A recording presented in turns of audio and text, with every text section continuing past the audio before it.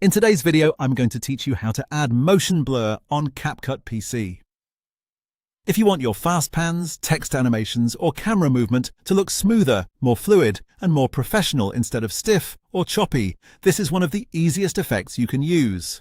CapCut on PC includes a built-in motion blur effect that uses its cloud-based processing system to calculate visual speed blur, which helps create that polished sense of movement.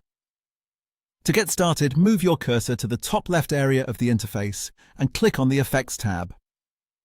This is where CapCut stores all of its visual effect tools. Once you're inside that section, look just below and make sure Video Effects is selected in the submenu row. That part matters because the Motion Blur tool is located under Video Effects, not in other categories. Next, go to the search field at the top of the effects tray. Click inside the box, type Motion Blur, and press Enter on your keyboard. CapCut will filter the available effects for you, making it much faster to find exactly what you need without scrolling through the full library. In the filtered results, find the thumbnail labeled Motion Blur. Hover your mouse over it, then click the blue plus icon in the corner.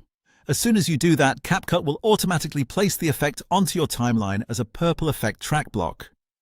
You'll see it sitting above your clip lanes, which means the effect has been added successfully and is now ready to be adjusted. Now it's time to customize the effect so it matches the speed and direction of your movement. Click once on the purple effect block in the timeline to select it. Then look over to the top right Properties panel. This is where you can control how strong and how natural the blur appears. Find the blur slider in the Effect settings. Click and drag the slider to the right and set it to around 35. That level usually gives you a clean and realistic motion blur without making the image look too soft.